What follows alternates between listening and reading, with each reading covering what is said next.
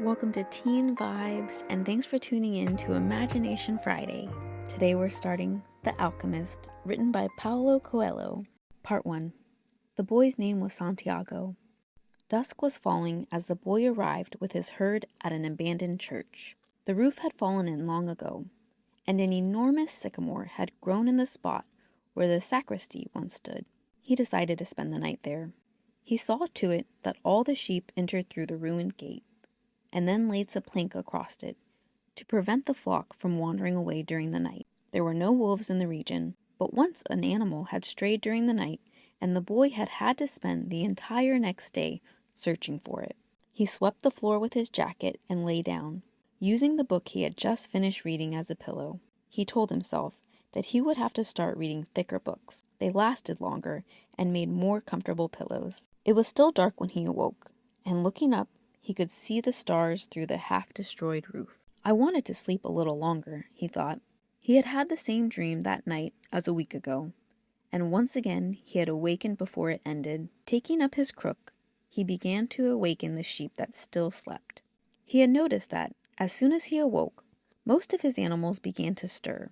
It was as if some mysterious energy bound his life to that of the sheep, with whom he had spent the past 2 years, leading them through the countryside in search of food and water.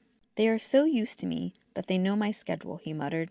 Thinking about that for a moment, he realized that it could be the other way around, that it was he who had become accustomed to their schedule. But there were certain of them who took a bit longer to awaken. The boy prodded them one by one with his crook, calling each by name. He had always believed that the sheep were able to understand what he said. So there were times when he read them parts of his books that made an impression on him, or when he would tell them about the loneliness or happiness of a shepherd in the fields. Sometimes he would comment to them on the things he had seen in the villages as they passed by. But for the past few days he had spoken to them about only one thing, the girl, the daughter of the merchant who lived in the village that they would reach in about 4 days. He had been to the village only once, the year before. The merchant was the proprietor of a dry goods shop, and he always demanded that the sheep be sheared in his presence, so he would not be cheated. A friend had told the boy about the shop, and he had taken his sheep there. I need to sell some wool, the boy told the merchant. The shop was busy, and the man asked the shepherd to wait until the afternoon. So the boy sat on the steps of the shop and took a book from his bag. I didn't know shepherds knew how to read, said a girl's voice behind him. The girl was typical of the region of Andalusia, with flowing black hair and eyes that vaguely recalled the Moorish conquerors. Well, usually I learn more from my sheep than the books, he answered. During the 2 hours that they talked, she told him she was the merchant's daughter and spoke of the life in the village, where each day was like all others. The shepherd told her of the Andalusian countryside and related the news from the other towns where he had stopped. It was a pleasant change from talking to his sheep. How did you learn to read? The girl asked at one point. Like everybody learns to read, he said. In school. Well, if you know how to read, why are you just a shepherd? The boy mumbled an answer that allowed him to avoid responding to her answer. He was sure the girl would never understand. He went on telling stories about his travels, and her bright, Moorish eyes went wide with fear and surprise. As the time passed, the boy found himself wishing that the day would never end, that her father would stay busy and keep him waiting for 3 days. He recognized he was feeling something he had never experienced before, the desire to live in one place forever. With the girl with the raven hair, his days would never be the same again. But finally the merchant appeared and asked the boy to shear 4 sheep. He paid for the wool and asked the shepherd to come back the following year. And now it was only 4 days before he would be back in the same village. He was excited and, at the same time, uneasy. Maybe the girl had already forgotten him. Lots of shepherds passed through, selling their wool. It doesn't matter, he said to his sheep. I know other girls in other places. But in his heart, he knew it did matter.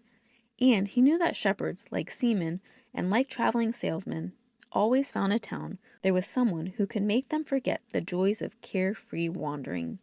The day was dawning, and the shepherd urged his sheep in the direction of the sun. They never have to make any decisions, he thought. Maybe that's why they always stay close to me. The only things that concerned the sheep were food and water. As long as the boy knew how to find the best pastures in Andalusia, they would be his friends. Yes, their days were all the same, with the seemingly endless hours between sunrise and dusk, and they had never read a book in their young lives, and didn't understand when the boy told them about the sights of the cities. They were content with just food and water, and in exchange, they generously gave their wool, their company, and once in a while, their meat. If I became a monster today and decided to kill them one by one, they would become aware only after most of the flock had been slaughtered, thought the boy. They trust me, and they've forgotten how to rely on their own instincts, because I lead them to nourishment. The boy was surprised at his thoughts. Maybe the church, with the sycamore growing from within, had been haunted. It had caused him to have the same dream for a second time, and it was causing him to feel anger toward his faithful companions. He drank a bit of wine that remained from his dinner the night before, and he gathered his jacket closer to his body. He knew that a few hours from now, with the sun at its zenith, the heat would be so great that he would not be able to lead his flock across the fields.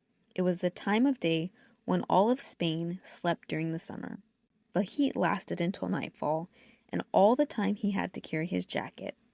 But when he thought to complain about the burden of his weight, he remembered that, because of the jacket, he had withstood the cold of the dawn. We have to be prepared for change, he thought, and he was grateful for the jacket's weight and warmth.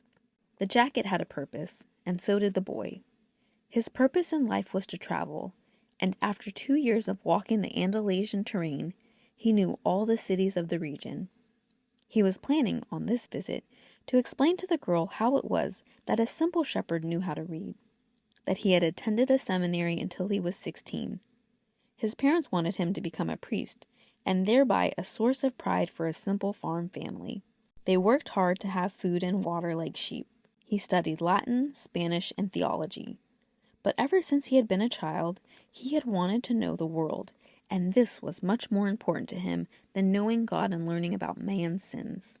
One afternoon, on a visit with his family, he had summoned up the courage to tell his father he didn't want to become a priest, that he wanted to travel. They come in search of new things, but when they leave, they are basically the same people when they arrived. They climb up the mountain to see the castle, and they wind up thinking that the past was better than what we have now. They have blonde hair or dark skin, but basically they're the same people as the people who live right here. But I'd like to see the castles in the towns where they live, the boy explained. Those people, when they see our land, say that they would like to live here forever, his father continued. Well, I'd like to see their land and see how they live, said his son. The people who come here have a lot of money to spend, so they can afford to travel, his father said. Amongst us, the only ones who travel are the shepherds. Well, then I'll be a shepherd, his father said no more. The next day, he gave his son a pouch that held 3 ancient Spanish gold coins. I found these one day in the fields. I wanted them to be part of your inheritance, but use them to buy your sheep. And he gave his boy his blessing. The boy could see in his father's gaze a desire to be able, himself, to travel the world, a desire that was still alive, despite his father's having to bury it, over dozens of years, under the burden of struggling for water to drink, food to eat, and the same place to sleep every night for his life. Thanks for listening. Tune in next Friday as we continue to read The Alchemist.